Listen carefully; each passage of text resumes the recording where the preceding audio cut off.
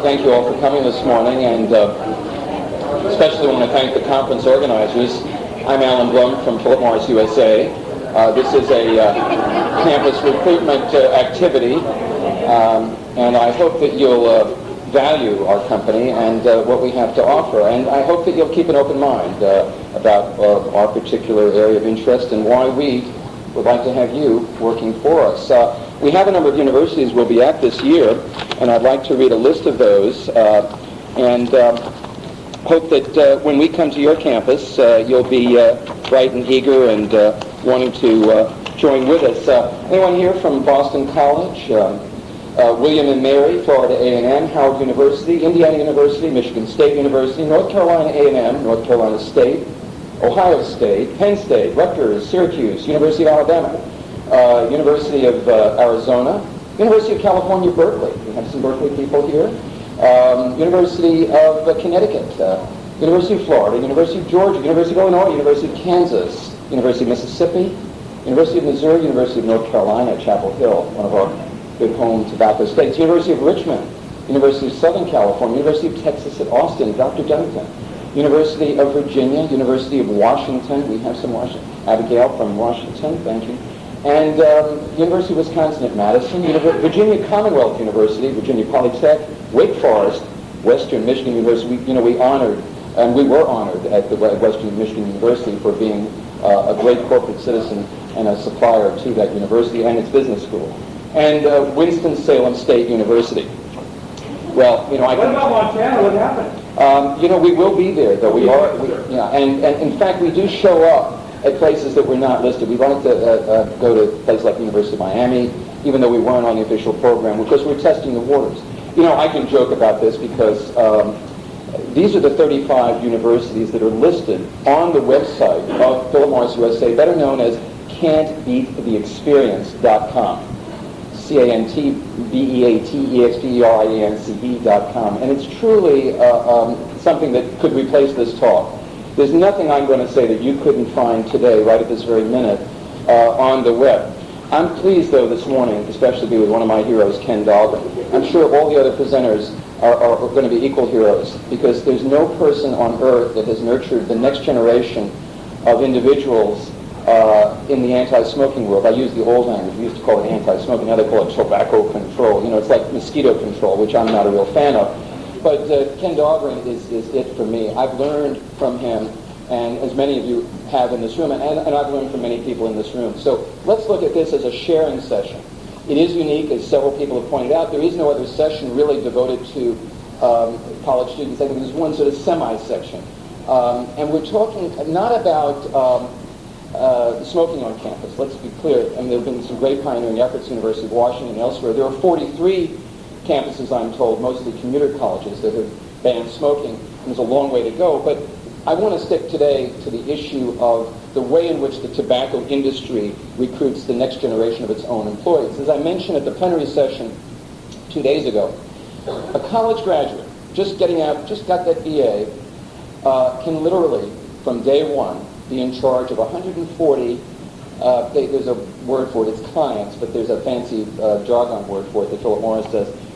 They call them cigarette consultants, cigarette category consultant, that's the jargon, to 140 retail establishments with a total retail volume of cigarettes of $13 million a year. That's a kid with a college degree being responsible for $13 million of product. I don't even know how many other places can have that right out of college, maybe a plaintiff's lawyer. But in any case, this is the level that they have confidence in college students to work for them. And they don't just get them when they graduate. They have a special program for interns, for third-year college students to work for Philip Morris. And these descriptions are in detail on the website. So we started with a kind of a null hypothesis. This is my boy Leon on the right. He's the only. Well, Leon was at Syracuse University. This is a private institution. It is the one university in New York State that has both R.J. Reynolds and Philip Morris that attend. Now, I have a picture of Leon when he was an undergraduate there a few years ago, just posing at the R.J. Reynolds with no problem. But I don't have a photograph of Leon at the Philip Morris booth, because when he, as a communications major, attempted to photograph the booth, he was escorted out of the building by security. When he went back in, I think with a fake mustache, he was accosted again by the director of the Career Center and threatened with expulsion, not suspension, but expulsion from Syracuse University.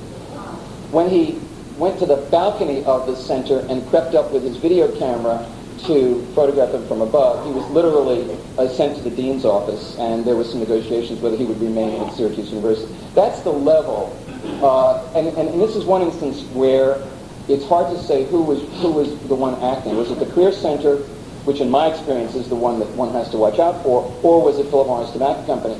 And in this instance, it was really Philip Morris saying, this is not permitted, and they ran the show. But that's why I don't have a picture of him at that. But imagine my surprise, 7 years later, in 2006, in February, this is one of these ethnographic moments that you're going to have, because you're me at this moment. You're about to give a lecture to 15 pre-medical students on the tobacco issue. These are kids that get a chance, you can cultivate them right when they're your age.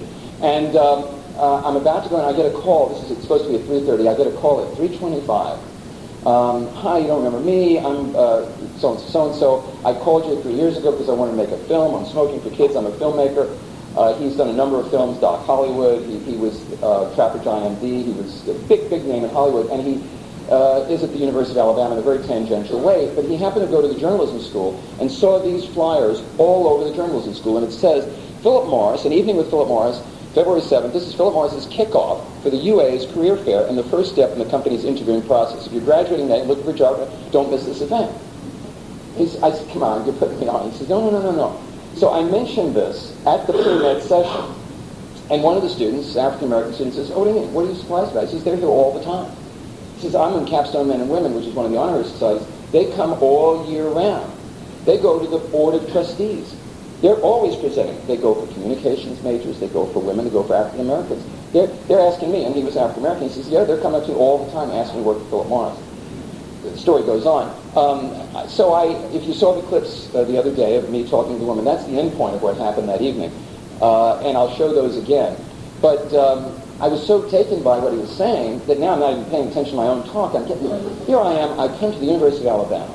I mean, honestly, the place where the time is forgotten about, and it's just, and I have this vacuum that draws this crap to me, and sure enough, they're there, and then I find out, as I asked further on before that evening, that the president of the university has hosted a very top executive, Philip Morris, in the presidential mansion. I've never known who it was, but I've heard it from 3 different sources. And that indeed they do go to the business school. That indeed they go to the hospitality school. Indeed they go to the communications school, which is the journalism school. Now this reception was in the rotunda, with the clips that you saw if you were at the plenary, was at the rotunda of the journalism school. So I went there that evening with his camera, and I had that microphone, and we showed up, because I had tried to call the dean. The dean was a friend of mine. He was out of town. So I spoke to a deputy dean, and I saw an assistant dean. I said, excuse me, was this, I did my Columbo thing. I said, did I hear correctly, is Philip Morris Tobacco Company having a reception in the journalism? She says, yes, why? I said, but that's a tobacco company. Yes, so, well, I wasn't going to get anywhere, so I went, and wasn't necessarily invited, but I went. And I had a camera, which was in full view, and this person, Philip Morris, who you saw, came running up to me and says, yes, may I help you? I said, well, I have the largest archive of tobacco. I'd like to archive an interview with you. She said, well, fine. And that's what you'll see in just a minute. It's 25 minutes, and she was very good. She could have sold me, you, and everybody in this room the Brooklyn Bridge. She is very good. She's very well rehearsed, and she's primed to. She can name the diseases caused by smoking quicker than anyone in this room. She added a few that I had forgotten. But she was a University of Alabama alumna. They hired 13 that year. That's probably more than almost any other university in the United States. So I'm there, in investigative central, looking at this issue. This was the advertisement. This is a brochure. This is part of the half-page advertisement that they took out in the University of Alabama newspaper shortly before the event. This is the Crimson White, and this is one of their ads. These are half-page color. The only color advertising in the paper. I want real responsibility. which company has one of the best benefits packages going. Now that's important because I asked one of the students after I talked with her. I went around with a microphone. Some of the students wouldn't talk to me, and that was fine. I said, "Can I ask you a question about Philip Morris? Why are you here?" "Well, I just want to find out." I said, what if you had a choice between working for the Philip Morris cigarette division or the Kraft cheese division? Which would you choose?" "Well, it would depend on the benefits." And that's benefits is the key word. We're talking about a $55,000 a year job right out of college. This is interesting. Again, feel free to use ours as the benchmark. I mean, they're literally saying we are the very best company you can work for. And these are other lists of things. Where did you hear about this? It was, these are all the places that they're advertising. National Urban League Career Fair, NAACP, Consortium for Graduate Study and Management. There's so many, I don't even know what, Latinos for Hire. They're sub-segmented even on the college level. At Kansas University, they are going after athletes. They have a special athletes career fair. And mention it, we have a whole website devoted to it. Wide range of opportunities. We have 11,000 proactive, responsible people who strive to be the very best at what we do. What that means is at this recruitment dinner at the University of Alabama, they had 10 recruiters. There were about 15 to 20 students at this event that I went to. And you're talking basically a 1-to-2 ratio. Very heavily ethnic orientation to about half women, half African American. This is the website that you'll see. And it quickly goes to the constant mantra of their mission statement and so forth. But they talk about Philip Morris is an operating company with an outfitter group. Key among those people are territory sales managers who are each assigned to a geographic territory with approximately $10 million in annual sales. They're responsible for establishing a consultative relationship with customers as well as selling and implementing sales promotions and programs. They're talking about geographical area of Georgia, Alabama, Tennessee, Kentucky, major areas. So we're talking about college graduates selling cigarettes to the least educated, the people with the least disposable income, and it goes on and on and on. You can easily read that on the website. Quickly going to the Philip Morris USA link, and you'll talk about their values and their mission. I just want to read you one example of that. Resolving, align with society. That's the key word I said the other day. Those are the 3 key words that you'll hear in every legislative hearing, every single brochure of Philip Morris, every single thing they do. In their soul, this is their 3 most popular words, align with society. And translating further, it says, resolving societal concerns that are relevant to our business. You know, the English major or the linguistics major that thought of those words is probably, in a mansion in northern Minnesota, right now as we speak, for, probably got $1 million per word. Resolving societal concerns that are relevant to our business, meaning appeasing you all, because you're the most concerned. And again, I would have worn my FDA, no FDA, but that's to my mind what that all translates into. The kinder, gentler cigarette company. We will do everything it takes to have you believe. I used to do a little hypnosis to have you believe who we are, and you know who got lulled into that, and you know the 500 health organizations that are hoping against hope that maybe things are changed, and maybe let's just do this and get a foot in the door and regulate, because they've changed and they're not like camel number 9. So again, that's what I think is crucial to this particular. And then they quickly go to values, and you'll hear how quickly she does her values. Integrity, trust, respect, passion for success, executing with quality, driving creativity. It's over and over and over again. It's absolutely robotic when you hear them talking about this. You walk by interviewing one student, you hear the same thing, integrity, trust, respect. It's just absolutely, Scientological-esque.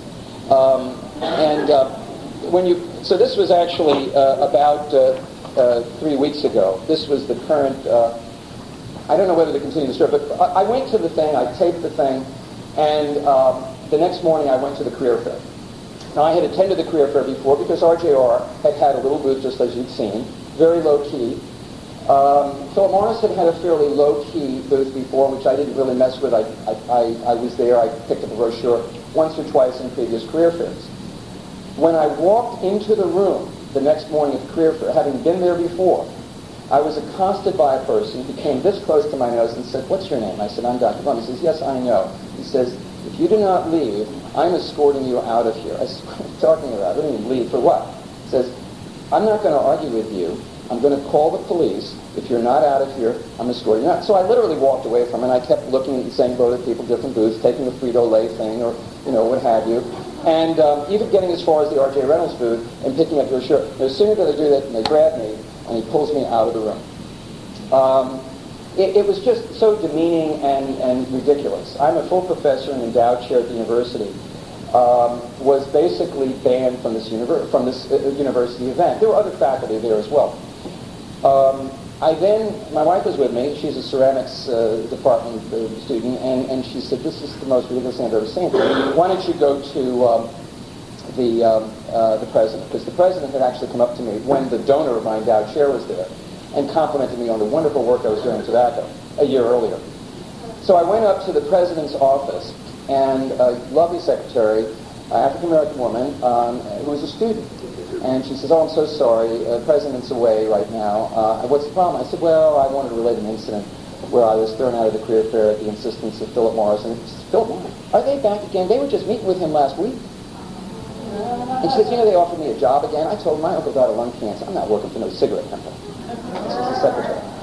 And she says, "I'll be happy to give him the message." I said, "Well, let me think about that." She says, "Why don't you talk to his executive secretary?" So she escorts me into someone who then is telling me about her son and her husband who are smoking. "Can I help them?" I said, "Well, sure, and I'm happy to help them anyway." So we spent a while time at that. I said, "Well, could you give them a message that I think it was very demeaning to have a professor thrown out of a career? I don't know what's going on." She said, "Well, why don't you talk to one of the vice presidents?" I walked down to the vice president, and the lady was waiting for me. Her arms were like this, leaning against the door. She goes, I said, "Hi, I'm Daphne. I know who you are."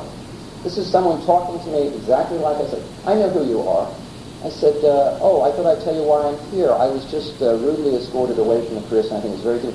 She says, "What were you doing at the career fair, Dr. Blum? Looking for a job?" I was exactly right now. I was speechless. I said, now, this is at the highest echelons of a university with 30,000 students. That's a big business, too.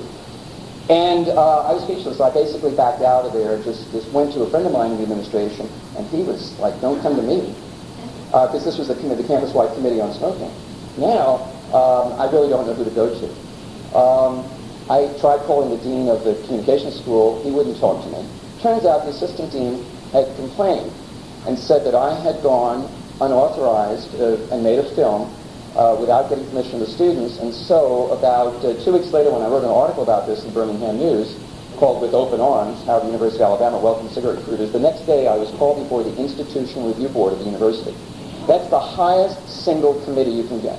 Nothing trumps that, because I was accused of doing unauthorized, unethical research on human subjects by holding a microphone and asking a student, one of whom said, "Oh, Philip Morris is a great company. They don't just sell cigarettes. They help prevent kids from smoking." I have that one on tape. I had a young lady in tears. I said, "What brought you here?" She said, "My professor made me come." Now that's why those flyers were up there. There was one professor who was, I don't know, whether money changed hands, but they were urged by their professor to get to that recruitment dinner. And I said, "But why don't you want to work for the cigarette company?" She said, "No, I want to work for Disneyland." She says, "I was hoping maybe if they have something at Kraft Cheese or maybe that youth anti-smoking thing." I said, "No, you don't understand. I had already learned. You have to work 2 years selling Marlboro before you are eligible to work in the youth anti-smoking program. There's no such thing as going to work from college to the youth anti-smoking. Regardless of what you think of that program, you can't go to work for it. It has to be from within, having had a territory sales managership, selling Marlboro first." And I tell you, being the several months that I had, my dean would not speak to me. My chairman wouldn't speak to me. I had no support within that university. I went to the faculty senate. I got an ombudsman. Faculty senate, actually there was a committee to look into Philip Morris' presence on campus, and they said, no, there's nothing wrong with that. They offer our students good jobs. So there was 0.00 support except from one fellow in the communications school, one person in the history department, and another individual who were feeding me some information that I needed to know. But that gives you an idea of, at this level of my academic career, that there was no support within that university. Here we are at the hospitality room a month ago. This is their event. Now, I'm not taking those pictures. I'm not going there. And I'm pretty fearless. I've been going a lot of places over the years. This is I'll just run through this and then we'll just move on. But our businesses, tobacco, our successes, and our people. These are all handouts that you can get if you go to these events. A competitive salary, company vehicle, you name it. I don't know what other companies offer, but this is theirs. They're very proud of this. These are things that you pick up both at that initial reception and at the follow-up dinners, because that's just the first plateau. Guess how many students signed up for Philip Morris? 1,000 at a single career fair. Guess what booth they had? They have booth number 1. Immediately, you go stage right, immediately there is the Philip Morris booth. They are one of the 2 co-sponsors that get top billing along with Coca-Cola. They're the ones that sponsored the hospitality room. I mean, they're the only company that did cheap little Cokes and stuff, but that gets them an extra gold standard. And it's only a couple of $1,000. They're getting data on our students. No one is questioning them. No one is bringing them before the Institutional Review Board. Students are giving, for all we know, they could be doing research marketing information studies on what are college students' attitudes toward smoking. And no one has challenged them at the Institutional Review Board. This is the youth smoking prevention brochure that they give out. Very proud of that. They make this a big part of their pitch. This is one of the trinkets that they give out, just like I get trinkets when I go to a medical meeting. They give out radios. Now, this is a big deal to, I think, a college student. CDs, of course, it's a commercial CD. Want to work with a market leader, an innovator, someone who'll stretch your limits, and we'll show you what's in that CD in just a minute.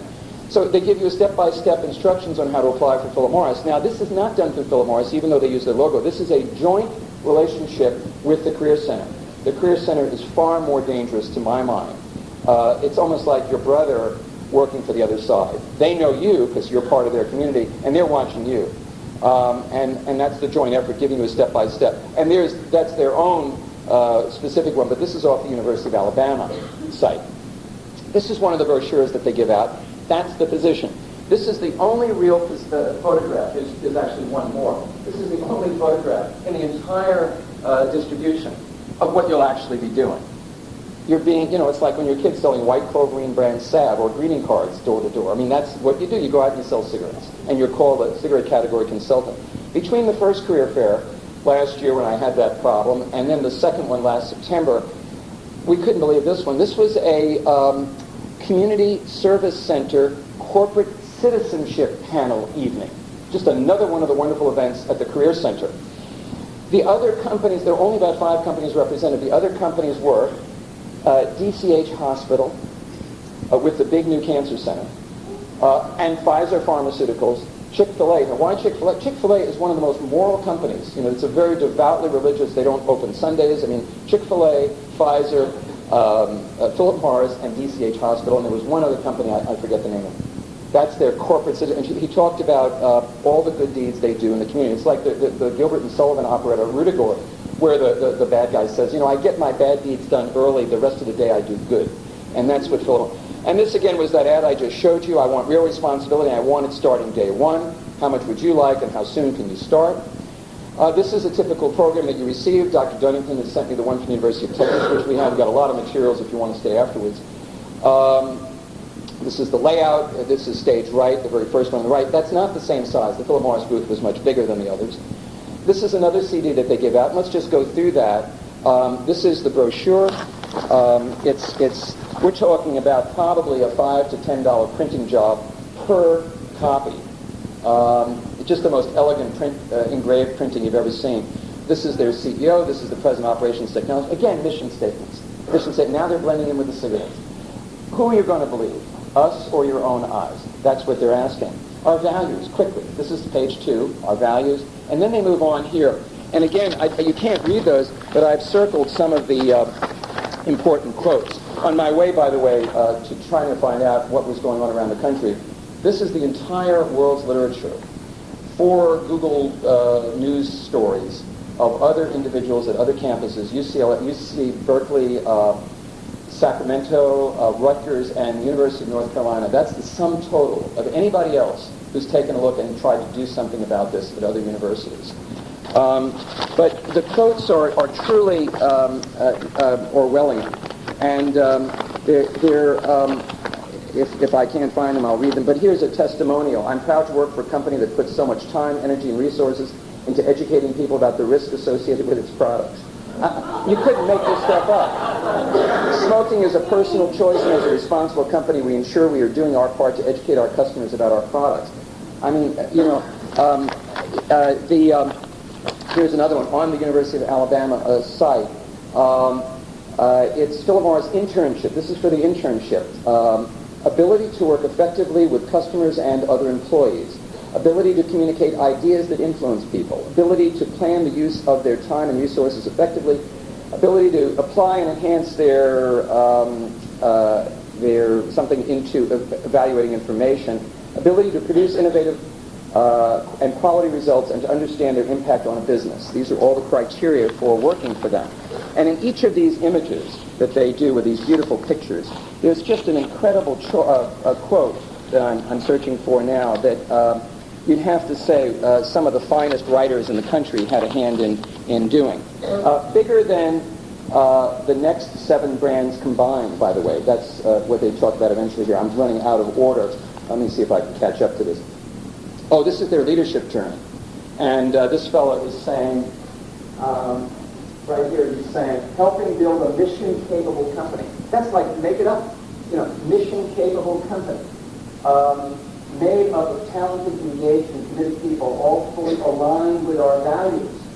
It's the same mantra, fully aligned with societal values. Beautiful pictures, their leadership journey. You have the responsibility and the authority to get the job done. This is the information technology lady. This is where they do their marketing. They do off-site brainstorming sessions. That's how they think of ways to get people to buy cigarettes. This is the tobacco division. They're very open. This is nothing surprising here about getting the finest quality tobacco to the quickest to the plants so they can do all those things. And $2 billion in purchasing of the non-tobacco group. In other words, the non-tobacco part of Philip Morris buys $2 billion worth of products. So that means these are the people that are communicating with other corporations, and you can work for them in that. Technologies. Now this is what it says. Producing cigarettes with significant reduction in smoke constituents of concern to the public health community. They're not concerned, but they want to do it for you. Again, we're being cynical, we can ridicule them in this safe harbor, but try doing this before a faculty senate, or before a president of the university, or before an institution review board. Now, I happen to have been on that institution review board, and when they heard about this complaint, which came from the provost, who's related to a congressman, they laughed.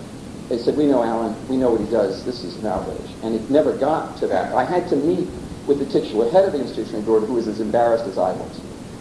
But, that trumps tenure, by the way. And this is, of course, their cigarette plant. That's the Richmond cigarette plant. I swear to you, this is in there. You've got to go and get one of these. They're so proud that this is a safe and clean environment to make cigarettes. And if you go to the Philip Morris plant, I used to get tours of them. They're dressed in white. They look like nurses. I mean, the people that are pulling the cigarettes off the factory. I don't always go under my own name, but I used to be able to go in and say, oh, gee, I've come all the way from New York, and I'm a shareholder, and, oh, okay, well, come on in, let's show you. And I got a number of tours of cigarette plants. So John Slade used to say, I'm an analyst. And he said, oh, okay, well, come on in. This is the only other picture of what they actually do. This is the only other image, and this is the only image in that booklet of what the actual product is that makes them all that money. That makes them over 90% of the profit, that one word, Marlboro.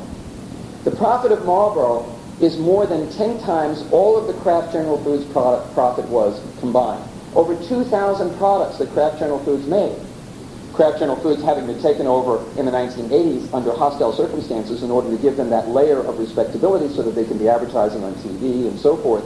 That was a dummy company, basically. It made them no money. It's doing much better as a freestanding company as it once was. But that was the sheep's clothing for Marlboro, which makes them over 90% of their profit. Responsible, effective, and profitable ways to connect adults who choose to smoke. That's their summary. It's a little like owning your own business. They call them the cigarette category consultant. A passion to do what's right. This is their youth smoking prevention, what I call the anti-youth smoking program. Now, I did contact the person whose name is listed on the top of the Quick Assist book. He lists a Harvard title and a Tufts title. You can go to the back of these booklets, and I called him up a couple of years ago. I told him, he knew who I was. I said, I just wanted, how did you happen to do this? Philip Morris did not come to him, and this is very crucial to understand. Philip Morris generally does not go to you. People go where the money is. he went to them with a proposal to do those booklets. So we can blame Philip Morris all we want, but keep in mind, think of our own ethics, our own colleagues. Think of what the compromises are in life. I said, but why would you do this? He says, well, no, I'll say it's very personal. He says, both of my parents died of lung cancer. And I said, and you're working for, what would they think? He said, well, I'm not certain. But I think what I'm doing is good because we're reaching a lot of parents. That was his answer. We spoke for 2 hours. And this is their studio where they shoot this. And you know what that says in that? They're talking about their teenage attitudes and behaviors thing. They are doing research on teenagers. That's in full violation of the master settlement or the dopey master settlement or whatever you want to call it. The fact of the matter is that it's just not happening there. And they just gave $25 million to the University of Virginia, which is why I was so angry at the Institute of Medicine report.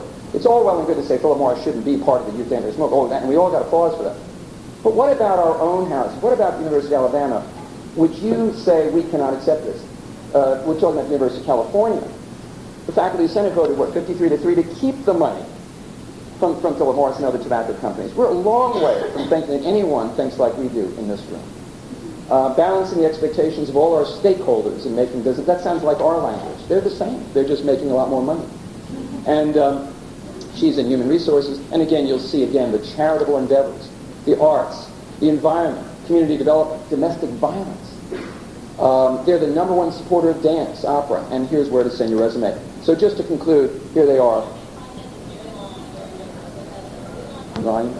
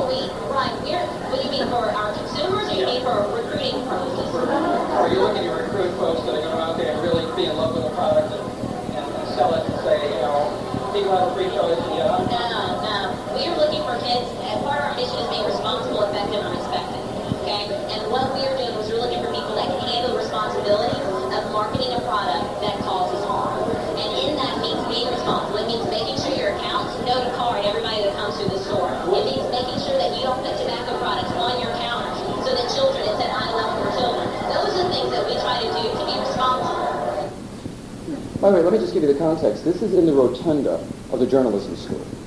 There is Martin Luther King's plaque there. He's in the Alabama Communications Hall of Fame in Alabama. Helen Keller. We're talking about people who are the epitome of what Alabama is good for, and having been honored in past circumstances. All around this beautiful rotunda, one of the most beautiful rooms in the entire campus, they took it over. What is it in your mind that says, no, this is ours?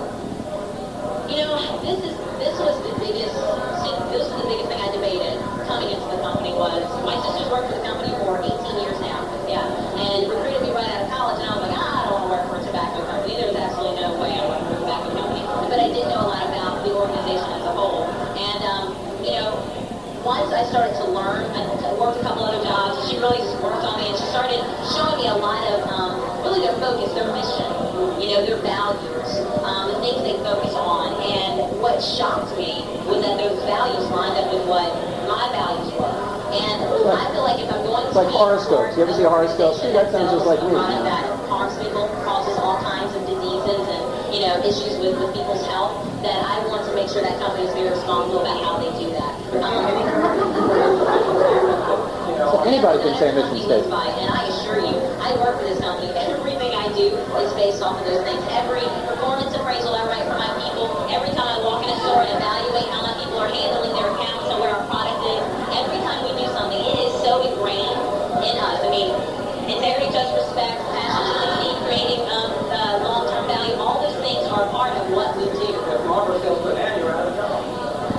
Yeah, but I mean, realistically, that will take some time. I'm aware of that. Yeah, I mean, and that's we live in a realistic world. You know, it's no different than alcohol. You know, adults are allowed to make a choice, and if they're allowed to make a choice, I want to make sure that I am helping them make a responsible choice, that they know what they're choosing.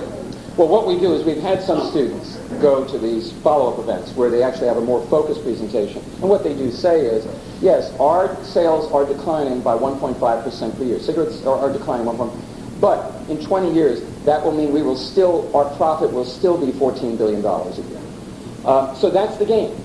They're pretending, oh, well, we're going to look for other products like P&G. That's their public face. But they're just looking at the bottom line. They're saying we're not getting out of the cigarette business. Our core product, and they call it consumer products for adults, is cigarettes. And this is, I think, where we're missing the boat on this particular issue. The states are in partnership with the industry right now for the next 20 years.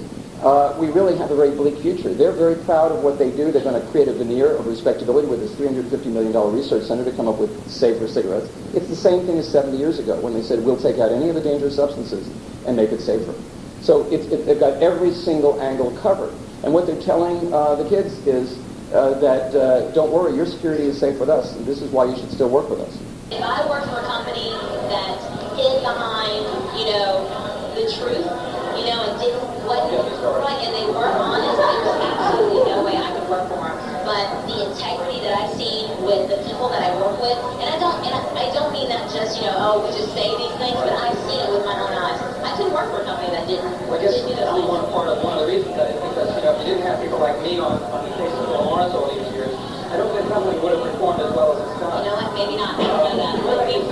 Without speaking for her, did you ever go back in time and say, man, you must have worked in a totally different environment? You know what? Actually, I absolutely did. I went to when you become a manager, you go to a leadership journey where they send you off for a week and they try to develop you more as a leader. And we were talking about kind of the culture of Philip Morris, and I asked that question. There was a guy that been with the company for 20 or so years, and I said, how in 95, when you watched on television, CEO put his hand up, how did you work for an organization that lied like that? And he said, you know what, I was on the verge of quitting. He was like I was contemplating all of those things.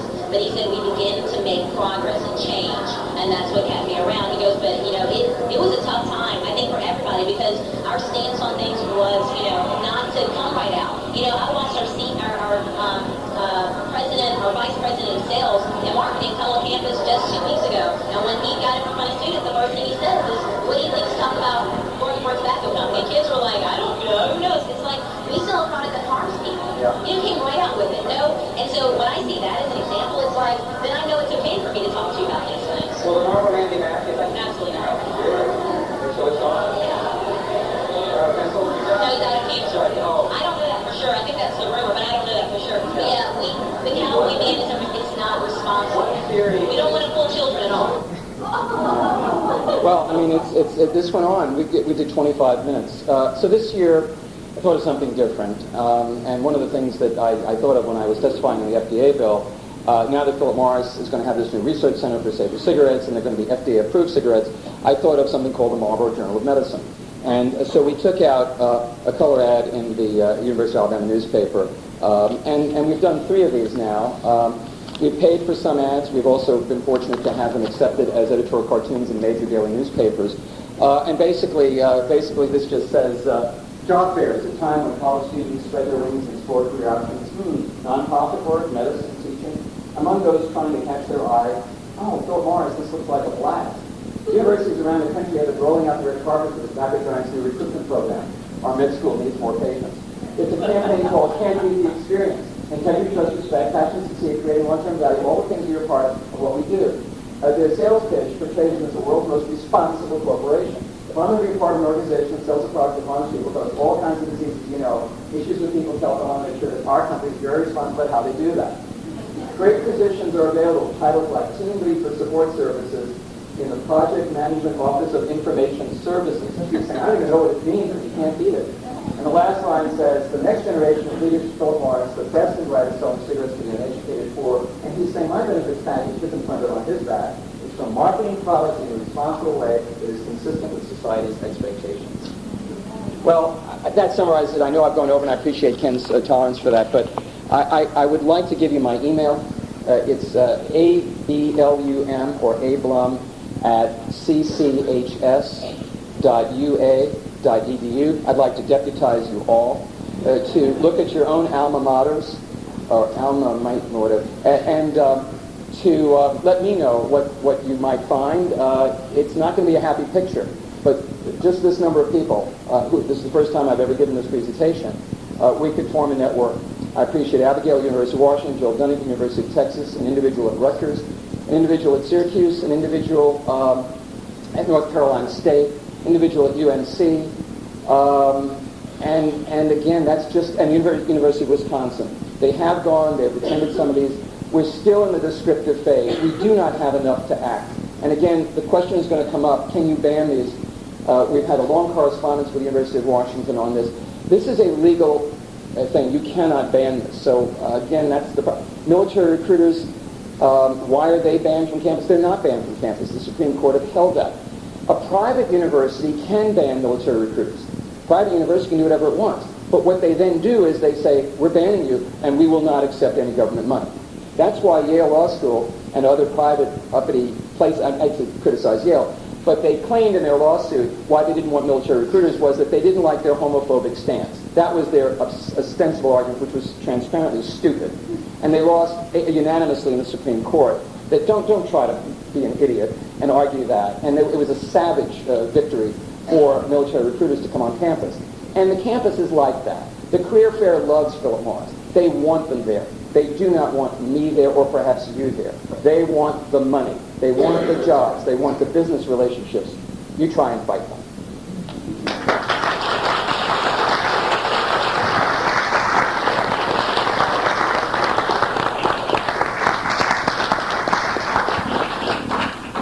Thank you, Dr. Blum. He always says nice things about me, and I'm really not sure why. I met him several years ago at the Philip Morris stockholders meeting. We were there with a number of kids, and it was just amazing to me to realize the amount of time and energy and work that he has continually put into the tobacco control movement right from the very beginning. And I still am inspired all the time by a lot of the things he's cooking up. There always seems to be something new coming along, and actually some of what he's working on with the college proposals are things that we're going to be working on over the next few years. This is really a first look glance. It's been a project that's been in the working for a few years, and the New York State Department of Health has funded some promising intervention projects to get a sense of what are some of the new initiatives that we don't have a lot of research on, what are some things we can try to do, and where to go in the future with tobacco control. And one of the areas in New York State that has been a real issue is the fact that the 18 to 24-year-old age group, as you know, is pretty resistant to some of the declines we've seen in smoking prevalence. And this project was really built out of 6 years of my experience with the youth movement with Reality Check as a coordinator. But along with that, my other side of my evil self was the work I did in international and looking at tobacco control from a global perspective and how incorporating that into our work here in the U.S. was, number one, not only essential and morally something we needed to do, but effective in tobacco control for our efforts also. So we are now about almost halfway through this three-year project, starting to get some information and some data, and looking at how using, we'll read the purpose here. To evaluate the impact of interventions offered at 5 colleges and universities across New York State designed to decrease the social acceptability of tobacco use in the college environment among 18 to 24-year-old students, we will measure the effectiveness of using the messages related to global tobacco industry abuses of human rights, environment, women's rights, whatever that's in there, child labor, and poverty to reach college students and engage them in action as a way to reduce the social acceptability of tobacco use and presence in all its forms on college campuses. Obviously, this was from a proposal. In other words, we're looking at what we can use to engage college students in a meaningful way in tobacco control. What are they excited about? What do they get, worked up about? And human rights abuses, environmental, women's rights, child labor, poverty, those are all things that I really feel are a great hook in the college environment. The other thing is, this was intended to work piloting campuses where we had alumni from our youth program now going to these campuses. We needed another purpose, side purpose to this, was to continue to engage them in tobacco control and not just drop them once they hit 18. And this was a way of doing that. Another side thing we've done is set up a speakers bureau among some of these students so that they're available to help other youth programs either within the state or in other places. So that's kind of the background here. Adam is going to run through some of the information that we present to the youth. I've compiled information for over 5 years. We've got a lot of videos, a lot of interviews, a lot of first-hand accounts of what's really happening in the third world with tobacco and how it affects people. And we've been testing that over these last 18 months as we're leading up to actually doing the interventions on the campuses. And I'm very, very encouraged at the response we're getting from college students. So Adam will run through some of the information. He doesn't want to do it as if you're college students because you're not. You're not all here. But it will kind of give you a flavor of some of the information. My goodness. Can everybody hear me back there? Everybody? I cannot believe this room right now. This is unbelievable right now. We were talking, I said it to you, right? I can remember having 8 people 4 years ago in a semicircle, you know? This is unbelievable. Thank you all for coming. My name's Adam. I'm the understudy of Ken Dahlgren. I'm his son. I was lucky enough to be involved in the New York State reality check movement from its. He was bred for this purpose. Yes.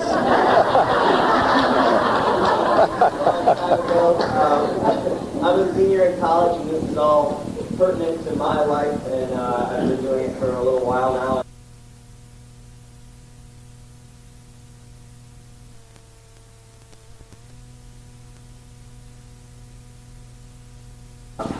People in the 18 to 24 range, I can see. And let me just say that for all of you who have been around tobacco control for a while now and have been to these youth-oriented or young person-oriented sessions, we were hammered for a very long time on the ills of the tobacco companies and how bad smoking was, and I felt I was one of these kids going to all these sessions and sitting there like, I have heard this so many times, I want to puke.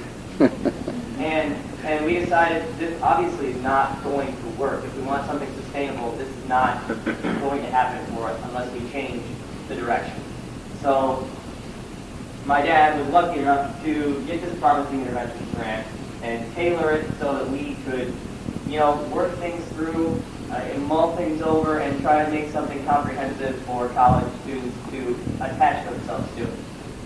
For all of you who understand or remember what it was like in college, being more of a freedom fighter, hopefully when you were in college, there were certain themes that you could jump along with, and things like poverty, human rights abuse, women's rights, we already spoke about that.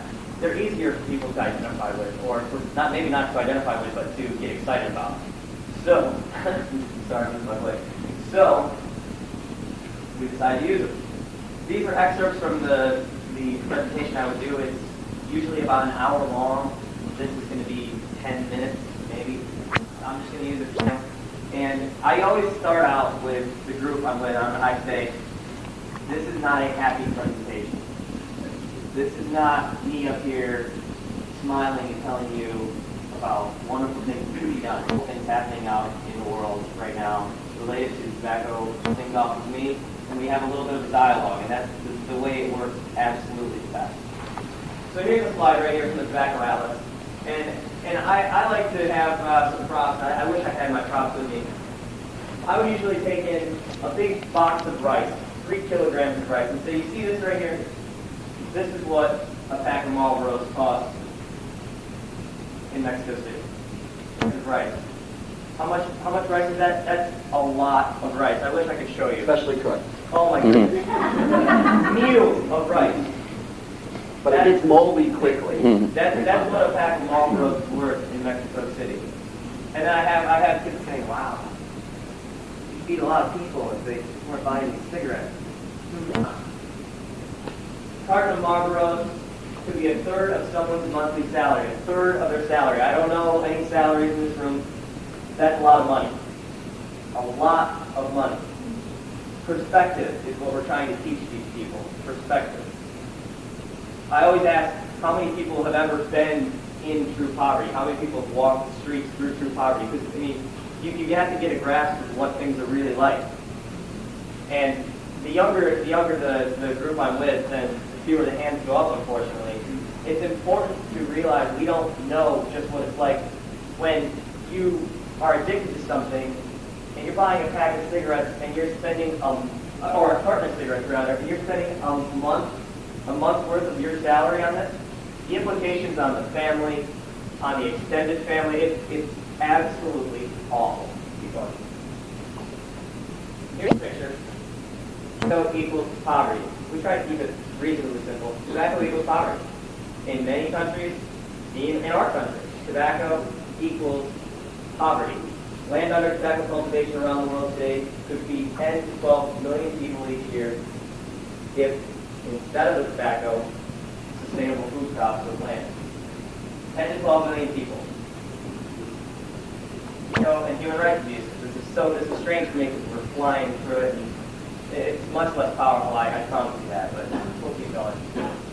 A Rossman's representative from Burkina Faso, or while in Burkina Faso, said this: the average life expectancy here is about 40 years.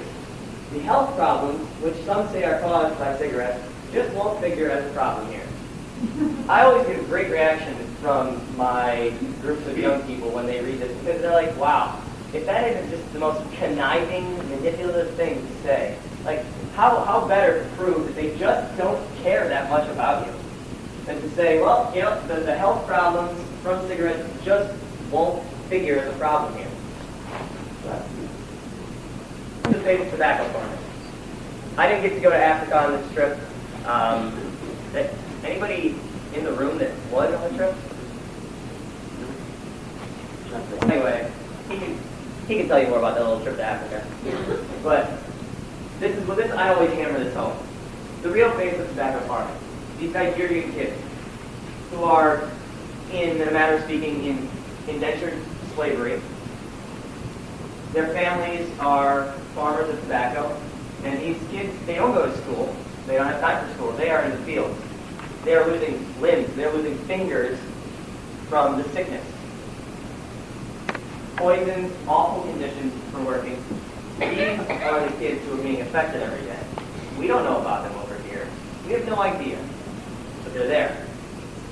And college students to realize these are the kids picking their cigarettes. Mm-hmm. When we do this, we'll line the room with these life-size posters of these poverty-stricken kids. Really, it sounds awful to say unless you saw these, but they're very powerful to see these people on their hands and knees working in and realizing that's their life.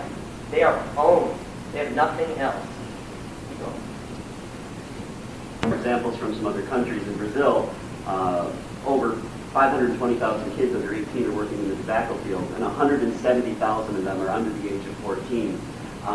I got a hold of some great documentaries that I bought. One on the indigenous migrant workers in the Sinaloa valleys of Mexico, where 50,000 children between the ages of 5 and 14 are in the fields picking tobacco. And again, they are not being protected from the heavy amounts of pesticides, from green tobacco sickness from touching the wet leaves and that nicotine absorption. There's no protection. And on this documentary, it talks a lot and interviews people whose children are affected, and children actually dying in the hospital due to complications from the poisons that their young bodies have absorbed. And it's so sad. Their fingers are smaller, and it's delicate work, and so they are naturally better to have out there doing it. They're lowered to the ground, remarkable. and you start picking tobacco from the bottom up. So if you're lower to the ground, you send the little kids in to get those bottom leaves. It's much more effective than bending over as an adult and trying to hurt your back. So just a short clip from India about bonded laborers who work making beads. Action was bonded for 6 years. Her mother died and her funeral expense this money, and then next year to work payback. Her mother died, and the family needed money for funeral expenses, and so she was bonded. Was she treated she doesn't do properly, or if she's late, he beats her up. How long was Kubi bonded? 4 years. How was he treated while he was rolling keys? They shouted at him if he didn't do the job properly, and they beat him up. They burnt him. Tell me what happened. Because he did not like to work there, he used to leave the job and run away to play. And they used to catch him and bring him up. But this happened many times. The last time they burnt him, and they said, never do it again. And he didn't do it. Where did they burn him? They should.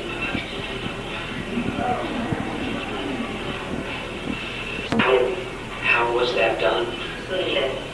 Suri is the knife they used to cut the leaves. With that they did that and cut him. This really does get a lot of kids. And you can this is a 60 Minutes reporter who actually several times in his interviews got choked up. The one unforeseen side effect that happened as we've used some of this information is not only has it fired up young people and college students to want to, fight against the tobacco industry, but they also want to do something concrete for these victims. So we've actually had to make some connections with some organizations so that they can help buy some of these kids out of bonded labor in India. $50, you could free a kid many times from 5, 6, 7 years worth of labor of their childhood. Or there's another group that actually is starting to raise money for scholarships to send tobacco farmers' kids to school. So again, it translated into social action, not necessarily one that I was anticipating or wanting to happen, but it was logical that they would want to go that next step. This is one of the. This is one of the slides I'll typically end with, and I'll read this out loud for everyone. Tobacco destroys childhood. Listen to Lakshmi, a 9-year-old cigarette roller from India, as he tells about his family. This says, my sister is 10 years old. Every morning at 7, she goes to the bonded labor man, and every night at 9, she comes home. He treats her badly. He hits her if he thinks she is working slowly or if she talks to the other children. He yells at her. He comes looking for her if she is sick and cannot go to work. I feel this is very difficult for her. I think that's an understatement. I don't care about school or playing. This is a 9-year-old statement. I don't care about school or playing. I don't care about any of that. All I want is to bring my sister home from the bonded labor man. For 600 rupees, I can bring her home. That is our only chance to get her back. We don't have 600 rupees. We will never have 600 rupees.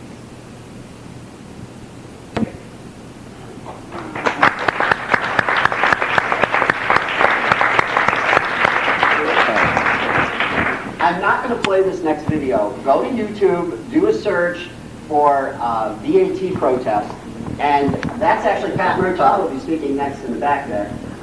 But do a search for VAT protest, and you'll see an example of what some of these college students did on their own time last year. And inspired by the work Dr. Blum has done with going to Philip Morris shareholders meetings, we took it to the BAT shareholders meetings in London. So on their own time, they went. We helped the kids in London put together some protests, and it was an interesting time. So go and look at that video. I think you'll enjoy it.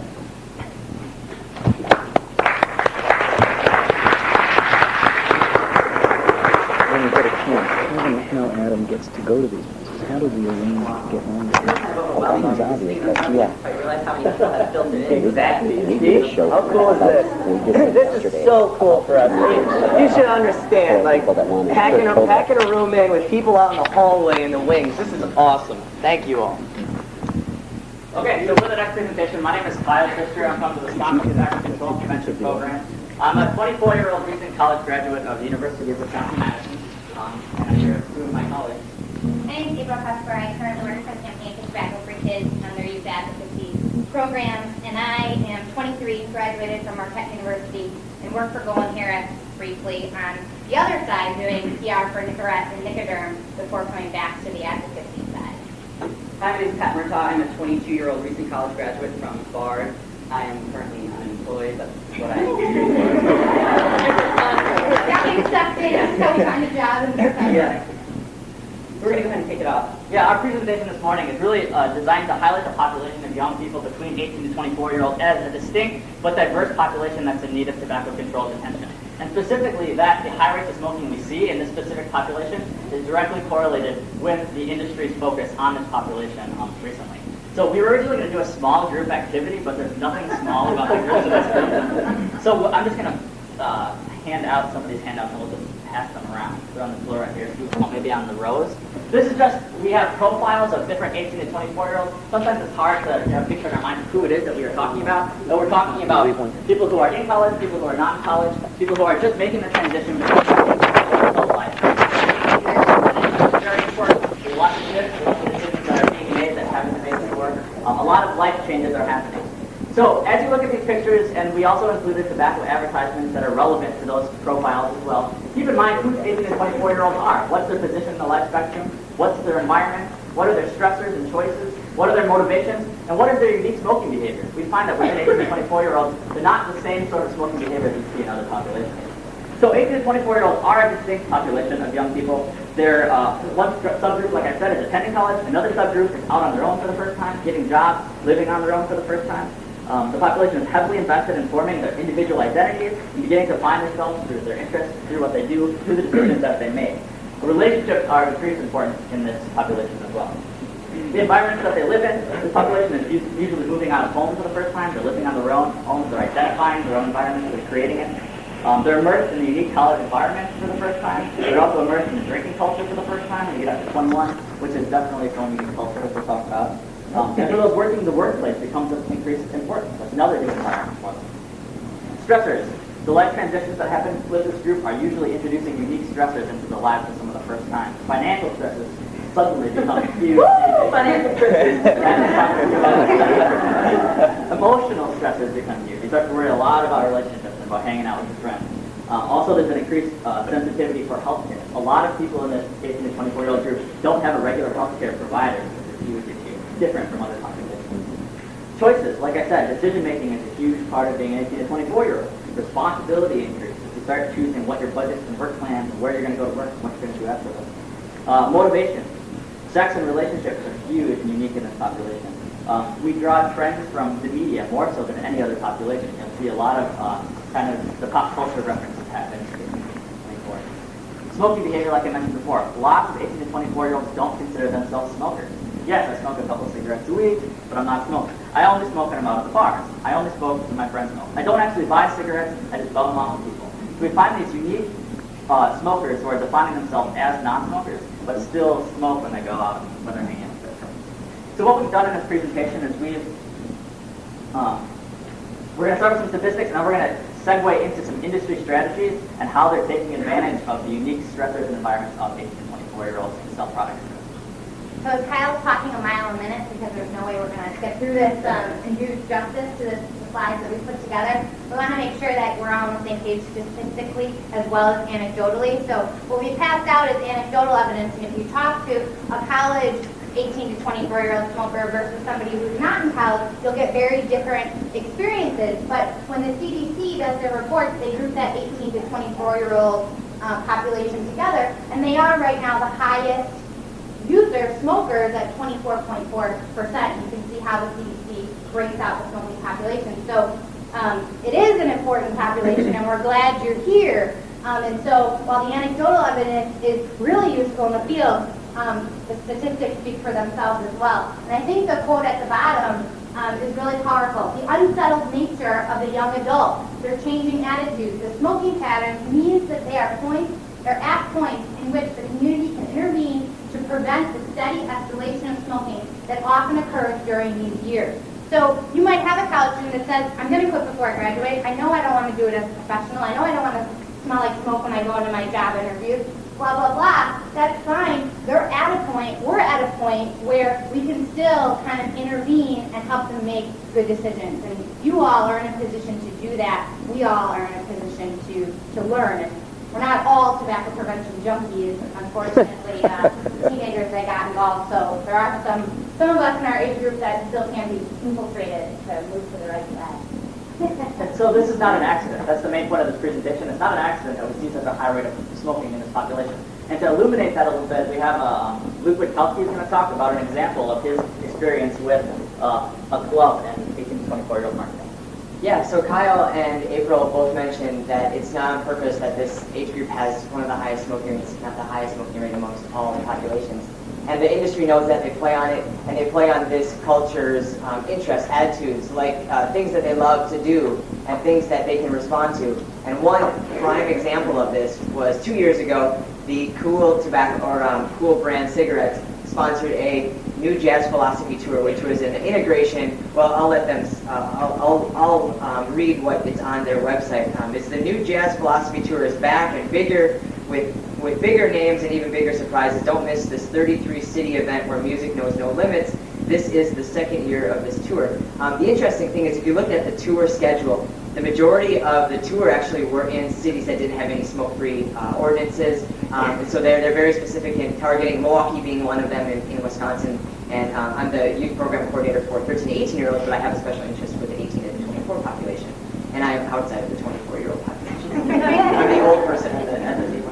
But I, like Dr. Blum, had an interest to go in and experience this firsthand what this whole tour was all about. Took the opportunity to use the $5 subsidized ticket to see acts that normally charge $35, $40 a ticket. So the tobacco industry immediately, from the get-go, when you sign up or when you pay, is immediately subsidizing this tour to make it affordable and encourage everybody, 18 to 24, to attend. I'm just going to go through the brief highlights. If you're interested in receiving the entire report, I took at 2 in the morning. I wrote down as much information as I possibly could after that event. I would be happy to send you the link to the pictures that I took, which you'll see some of them, and the full report. So just to give you a rundown of the entire night, the diversity at this group, I was at the World Conference last summer, and we did a protest outside of a new Jazz Philosophy Tour event. And it was primarily African Americans that were at this event, 75% to 25% with other races. In Milwaukee, it was really interesting. It was about a 50-50 split, which was interesting. It's just down the road from Marquette University in downtown Milwaukee. When you arrived at this event, you walked in, immediately you were hit with these beautiful cigarette girls, no more than 21 years of age. I went up to them just curious and started asking questions about where they were hired, if they're hired by Cool. They're actually just hired by a modeling firm. They are just getting $30 that evening per hour to pedal, look beautiful, wearing the green, Cool branded colors, and sell cigarettes. The most interesting part about this was that no one was buying cigarettes because they were handing them out for free.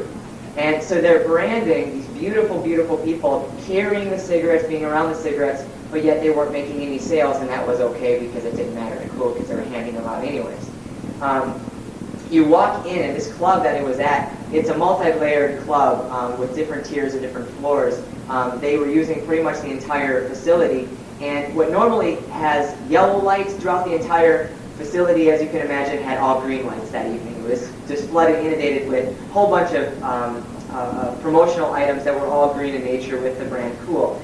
I walked right in. Everything about this event, I walked in, and it was like a place where you could do anything, and you could say anything, you could write anything. There was a big, huge graffiti board that was there, and there were inappropriate messages all across that entire graffiti board, but no one was there saying, you can't do that, don't write that word. So this whole world was, to the tobacco companies, they see all of us as tobacco control. We're controlling you, and they want to let their potential customers or their current customers know, in our world, you can do whatever you want. You can have free this, you can have free this, you can write whatever you want, you can swear, you can do whatever you want. This is your night, sponsored by Cool, be passionate. And so everything that was there, behind these cigarette girls, you see a big fence, and you can kind of see a part of the word that says be passionate. There were these words, and if you've ever seen this Cool ad, the Cool cigarettes, their ad and their taglines are messages like be passionate, be original, be bold, be creative. These are messages, these are words that anybody at any age, but especially 18 to 24-year-olds, want to be. I want to be bold, I want to be passionate, I want to be creative. These are words, but also Dr. Blum had mentioned, and we'll talk about it later, these are all done by survey. They're surveying the heck out of this population by phone, by email, as many ways as possible to try to get those keywords that tap into a higher sense of, they're selling tobacco rolled up in a piece of paper. That's not sexy, that's not cool, but they're making it with the words that they're using. They were taking pictures of everybody, providing you with free pictures of people that you attended with. All concert goers could get a ticket or a picture of you to remember your experience. These girls were there. They also had an engraving station. I called it kind of like this, a circus of booths or experiences that you could go. It was an influx or a sort of an infusion of art and music all together. They had engraving stations where you could get your name engraved on a Zippo lighter. They had these matches that had also reinforcing their branding and their imaging. They gave away VIP bags, and I have all the stuff that I received that night if you're interested in taking a look at it. They had bags where they have a whole bunch of materials inside, and everything, all of their messaging is all about freedom, and we're not going to control you. Music has the strength of freedom. Music is an outward expression of humanity. You're at our event, you're human. It's human to smoke, go ahead. It's human to be who you are. Celebrate that tonight. Sponsored by Cool. Also there, what else did I take? I took advantage of the upstairs area, which had a VIP lounge, and I also took advantage of, by the time I got up to this upper level, it took me full 4 hours to go through all the experiences they had. There's a long lines, people are excited about getting free stuff, and by the end I was getting a little tired of all this free stuff, and I wanted to see if they would actually question the messages that I would write on a shirt. So I work for a program called FACT, Fighting Against Corporate Tobacco, and sort of one of our taglines is Fight with FACT.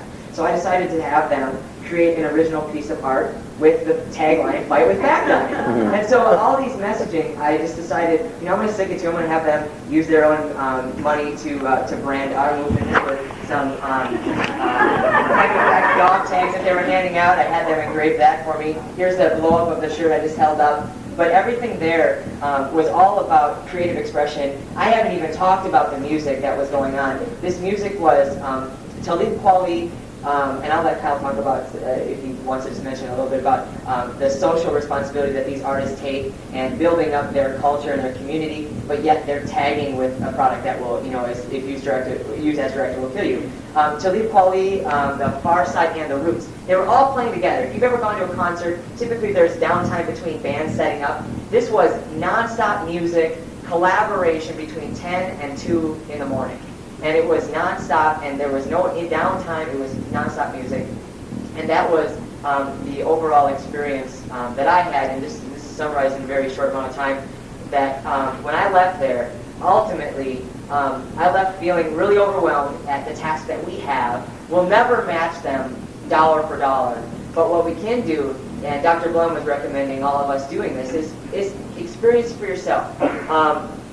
Being able to report firsthand of what you went through and understanding the industry as much as they research and study us is equally as important to share this information so people are more empowered. There were 2,000 people at that event, and I almost guarantee all 2,000 left with a positive feeling about Cool. Even if they were not a smoker, they probably left with free cigarettes for one thing, but they also probably left with a positive feeling towards Cool. So let's see if we can use some of this information or strategy that tobacco industries are doing, but let's have them think differently about the companies that they're actually maybe at one time supporting. So that's just my little story. And so if you were interested in getting more information about this experience, I can send you the report or give you the link to the picture. So Dr. Blum's point about how Orwellian some of the corporate imaging, corporate words are, the same thing happens with these advertisements. I mean, this is a product that is called Cool. It's Orwellian. But Luke's example illuminates the tobacco industry's really intense interest and success with understanding its population. After the success of youth anti-tobacco programming for under 18, we're seeing the industry, actually take on anti-youth prevention. And then, so they're seeing 18 to 24-year-olds as this legal market where they're allowed to market. And they know that buying into that 18-plus imagery is actually in their own interest. Because then, once we get 18, then we can talk about legality. Go ahead and smoke. So we can't counter the industry's trends without seeing exactly what these strategies are. So we've walked through and illuminated some of these strategies we see as being particularly poignant with 18 to 24-year-olds. And we're just going to walk through them now. Here are them all together. So we'll go through one by one. I'm just going to take you quickly through sort of the way that they get all their information. So we know that they target the 18 to 24-year-old age group, but how is it that they know what the 18 to 24-year-old age population is looking to find in a cigarette product or in any product related? So this is a Cool survey that they do at events like the Jazz Velocity tour, the Cool Mix tour. They do it through cell phones. I was talking to Luke earlier, he got the same survey done. They called him on his cell phone because he happened to get on a mailing list. And that's the thing, if you get on any mailing list, automatically you get all these surveys. So I was at a bar just recently in Poughkeepsie, New York, where I'm from. It's a pretty small town.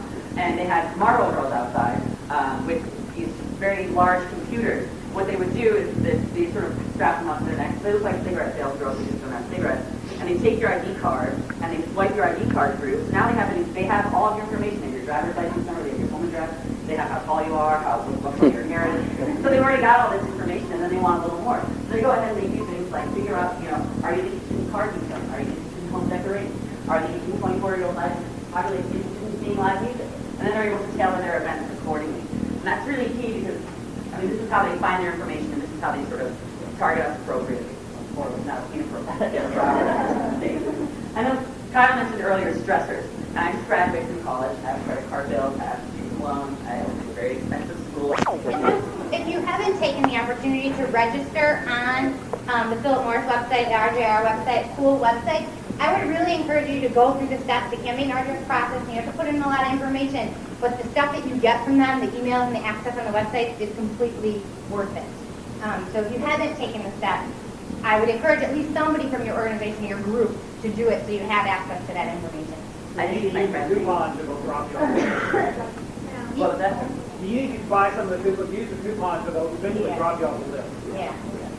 I mean, you're good for a year probably when you register online, but if you want the good stuff, you have to give them to somebody to use the coupons that you know or something. I don't know. So this is actually a video that's up on Cool's website. To me, this reads like a spoken word poem. It's about being true. It's about being authentic. It's about an uptown attitude with a downtown vibe. It's about being smooth, bold, passionate. It's about pursuing your ambitions. This is what Luke was talking about earlier. Look at that. That's what we all want to be. And of course, they just have embedded in their smoke occasionally. It's incredible. It's incredible. And the fact that these all resonate with the identity of the 18 to 24-year-old is not an accident. It's very deliberate. So experiential marketing is the next topic, and Luke shared his experience and asked me to be on the panel because they wanted a female to talk about Camel number 9. And so if you picked up the latest issue of Glamour, the October issue, it was a 2-page spread, and on the left-hand side, this is the Camel number 9 co-op ad, dressed to the nines with vintage clothing stores in New York City, and then an ad similar to that one was on the other side, on the right-hand side. And at Campaigns for Tobacco Free Kids, we have a division called Accountability, which we monitor some of the tactics of the tobacco industry. And Camel number 9 has been a huge recruiting tool for us. People get outraged about it. Women get outraged about it. We've gotten some Congress women involved. And then so, just like Cool did their Cool Mix Tour, Camel number 9 did spa nights all around the country because it's obviously targeted towards women. If you haven't seen the packs, these are them. There's hot pink foil on the inside. There's a pink camel right on the cigarette. You smell it, and it smells sweet. I would encourage you to go and Google the NPR story because they have women talking about it right at a spa night. Katie Couric talked about it in her notebook on the news. So we've gotten a lot of coverage about it. But these spa nights, this was more of a party night. The same idea, cigarette girls, beautiful, pink everywhere. How many women have used Sephora or are familiar with Sephora, the makeup? So at one of these nights, Sephora was given out, and I work with youth groups all around the country, and so one woman from Virginia emailed Sephora and said, are you really in partnership with R.J. Reynolds? And Sephora emailed back and said, no, absolutely not. It's against, that smoking is, hazardous to health. And so R.J. Reynolds and Camel was buying anything that was pink, stuffing them in these party bags and giving them away. And then people were thinking that this makeup company was in partnership with Camel, with RJR. So it's a hot topic, and we have, I have a whole PowerPoint just about Camel number 9. We're launching a new site. We bought the URL Cancer number 9, and are working with a young woman in Portland, Oregon, to design things about to take off on Cancer number 9. So that website will go live in about 2 weeks. But this is experiential marketing is the way to hit 18 to 24-year-olds. You're in their face, you're giving them stuff for free, you're playing exactly to what they want, and you're completely hooking them. And so the latest, and the ad that was actually with Dress for 9 is the stiletto ad. We actually don't have the cigarettes yet in DC. They're not being sold, but they're a takeoff on Virginia Slims. They're longer and slimmer, just like an American woman should be, smaller and slimmer, more appealing to women. So it's a great tactic that they're not going to stop using anytime soon, unfortunately. Oh, they have a pink martini, and there's a ice sculpture of a martini, and it has like pink glass going through, and they serve what is it called? Or camel tea, or there's a name for it too. I don't know what it's called. They basically are definitely appealing to the 18 to 24-year-old age population. So another strategy is incorporating music and art into all of these marketing campaigns.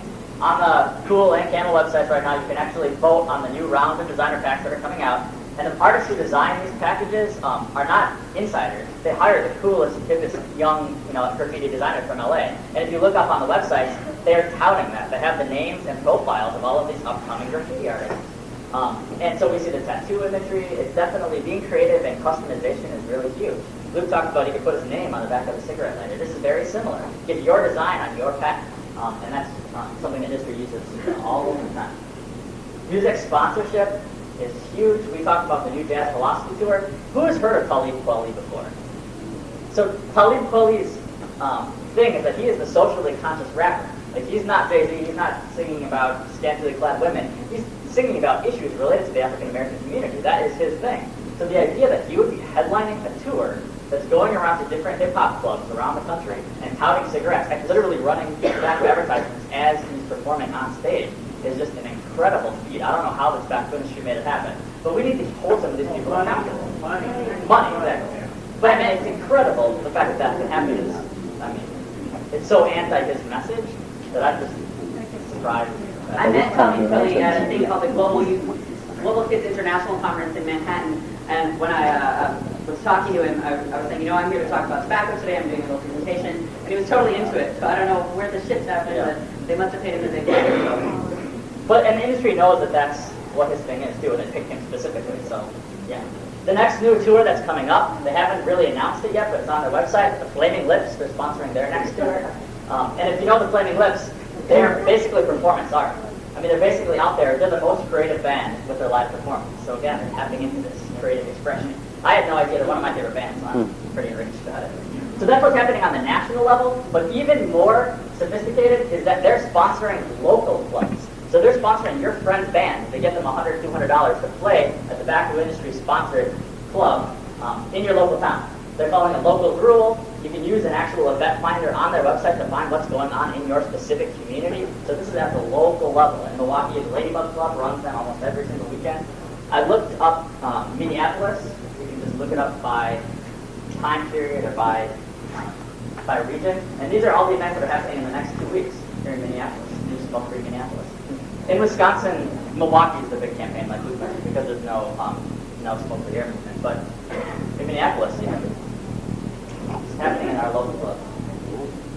And another way the industry targets the 18 to 24-year-old age population is by selling sexiness. So they make cigarettes look cool, they make them look hot, they make them, like April mentioned before, as every American woman should be slender and thin, just like the stiletto cigarettes.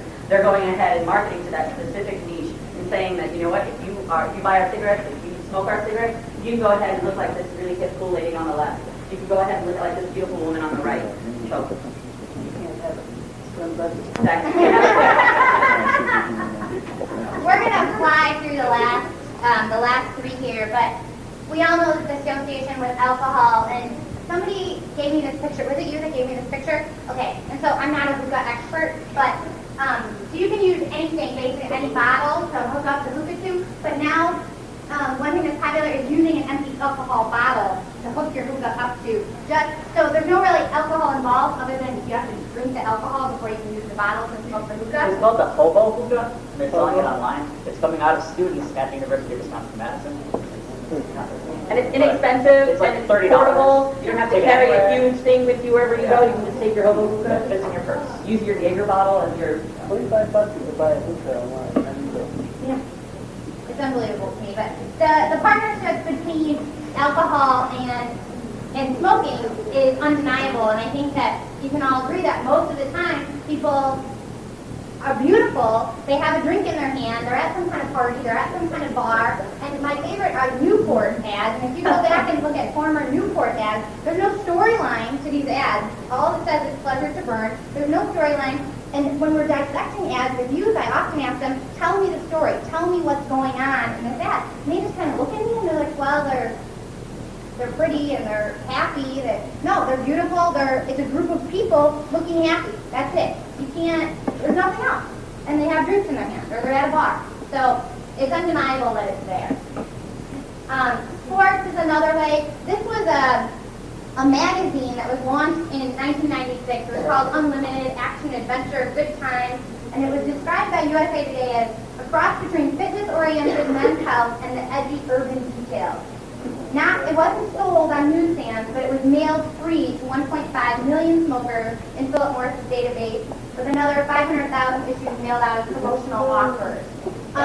So again, you have this contradiction as we're finding in women's health magazines with Camel number 9, that on one page you're touting skincare, and on the next page you have a cigarette ad. This thing put out by Philip Morris, you're talking about these high adventure activities and then promoting smoking, and you're not going to be able to do the high adventure activities if you can't breathe because you're smoking. And then we all know about the racing sponsorships ended this circuit here in the U.S. There's Penske, but they're still happening overseas with Formula One.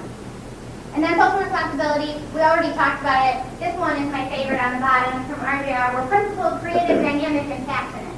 Is what their corporate social responsibility website says. And really, they're just a joke. And the research has shown that, as Dr. Blum says, the anti-smoking campaign is that they're actually doing the opposite and attracting kids to smoke, because their research shows, and of course they have the best designers and the best researchers, that they're putting out ads that don't deter you at all from smoking. So we just sprinted through all of these different strategies, and we would have gone more into depth and tied it more specifically to the population if we had more time. But we just wanted to bring up the topic. It's something we're really passionate about. We could talk the whole day on it.